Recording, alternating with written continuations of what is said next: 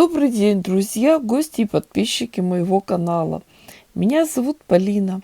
Хочу сшить большое лоскутное одеяло, но у меня маленькая бытовая швейная машинка, на которой очень сложно прошивать и простегивать большое полотно. Будем облегчать себе работу, чтобы даже новички могли легко сшить лоскутное одеяло и не разочароваться. В предыдущем видео я уже сделала такие блоки. Размер их 40 на 40 сантиметров.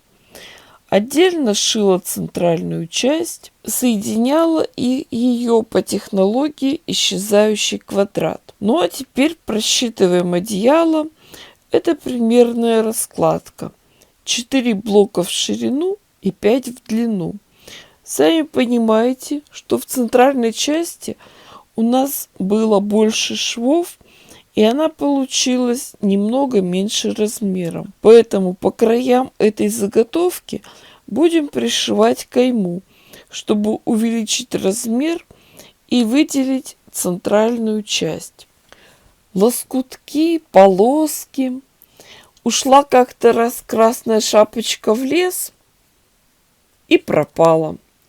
Вот так и появились ленточки на шапках белорусских партизан. Все части лоскутного одеяла будем собирать и простегивать отдельно. Боковая часть длинной стороны состоит из 3 блоков по 9 квадратов. Мы их шили между собой в длинную полоску и собираем сэндвич. На низ укладываем ткань лицевой стороной вниз, затем слой синтепона и сверху лоскутную деталь. Все детали выкраиваем на пару сантиметров больше лоскутной части. Все тщательно расправляем и иголкой с ниткой делаем наметки. Соединяем все слои между собой. В этой детали мне удобнее было идти от края. Чем гуще мы делаем эти стежки, тем лучше. С центральной частью делаем то же самое.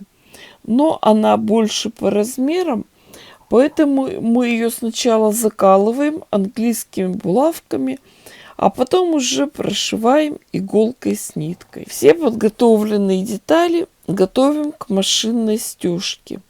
Стежку буду делать не очень густую. Хочется сохранить мягкость одеяла и объем синтепона. Стегать будем в шов и еще сделаем швы по диагонали. Когда прошиваем большие детали, надо, чтобы направление строчек шло в одну сторону, сверху вниз. Поэтому свободный широкий край можно скрутить трубочкой. Чтобы не обрывать нитку, прошиваем сразу несколько деталей. Собираем их гирляндой. В начале и в конце каждой обязательно делаем закрепки. Люблю я анекдоты про диваны. Петька и Василий Иванович купили диван. Василий Иванович, как старший, лег на диван спать. А Петька на пол улегся. И вот среди ночи Петька проснулся и думает, а что это такое, что это за наглость? Почему это он тут на диване спит? Взял, переложил Василий Иванович на пол. Сам улегся. Среди ночи просыпается от бешеного крика. Василий Иванович кричит: «Петька, включи свет, я с дивана слезть не могу». Простегиваем центральную часть. Также прошиваем в шов и по диагонали. При стежке больших деталей хорошо помогает самодельный приставной столик. Мастер-класс на его изготовление есть в описании под видео. Свободный широкий край в случае необходимости скручиваем трубочкой. Смотрите, вот мои подготовленные простеганные блоки. Мы их тщательно выравниваем, промеряем и после этого готовим к соединению. Остается их только соединить. Сшивать будем сразу все полотно. Шов будем вести вертикально.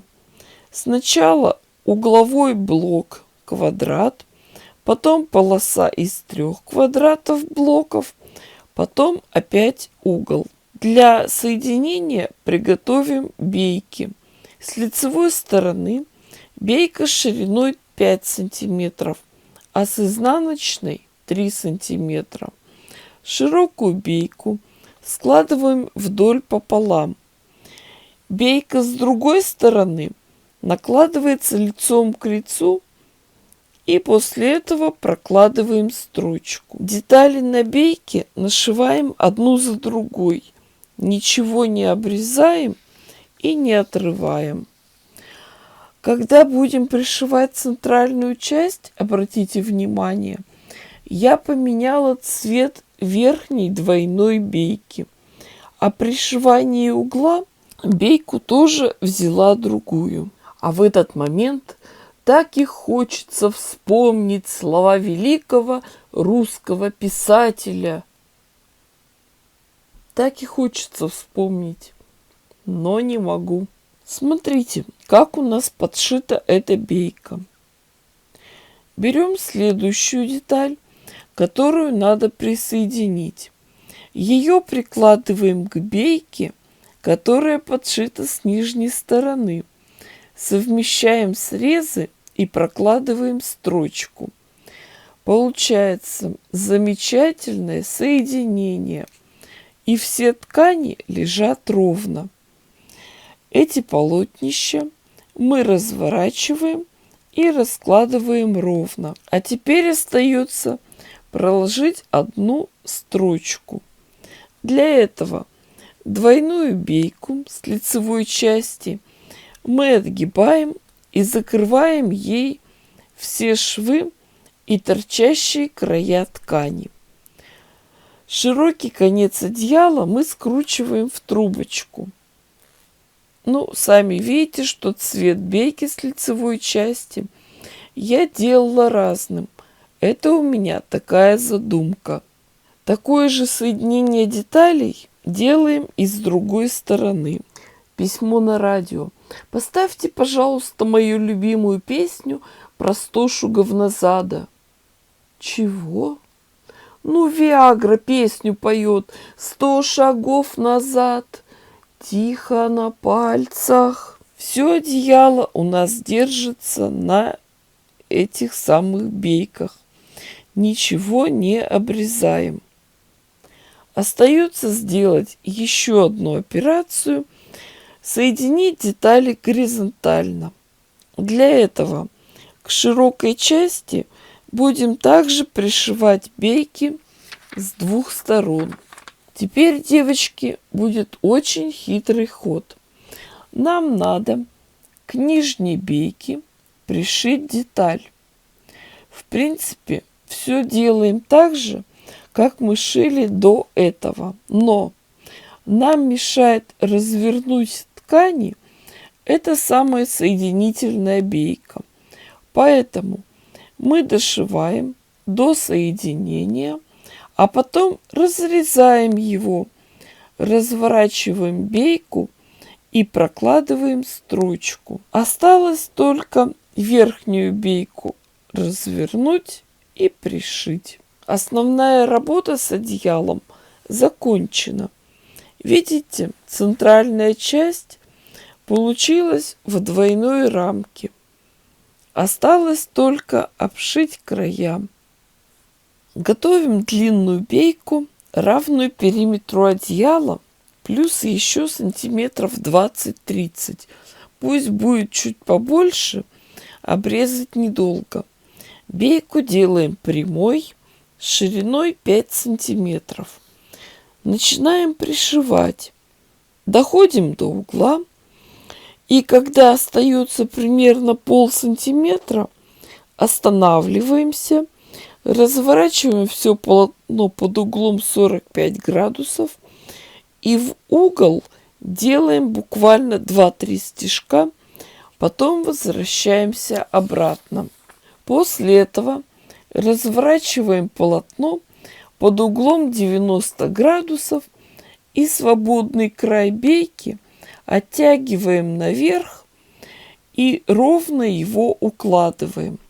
А потом прокладываем дальше строчку. Ну, а когда доходим до начала этой бейки, обратите внимание, как мы начинали ее пришивать, свободный конец накладываем на это соединение.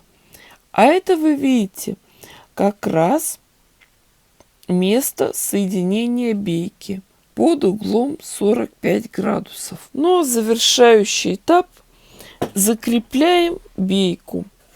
Прокладываем строчку по лицевой стороне в шов, где мы пришивали бейку. И получается очень красивое, аккуратное соединение. Кстати, вы знаете, что готовится к печати книга Ивана Сусанина «Как завести друзей». Работа завершена. Ура, ура! Размер одеяла получился 160 сантиметров на 2 метра. Мне нравится. Для каждого своего лоскутного одеяла я придумываю какую-нибудь историю. А это одеяло напоминает мне Астрахань. Мы были там в сентябре, путешествовали на теплоходе. Я вижу здесь солнечный день, дельту Волги, цветущие лотосы, арбузы, теплоходы, розы в парке на набережной рядом с Кремлем, мороженое. В общем, все 33 удовольствия. Кто еще не подписался на канал, подписывайтесь, пишите комментарии. Обязательно нажимайте на значок колокольчика, чтобы не пропустить мое новое видео. С вами была Полина. Всем пока-пока и до новых встреч!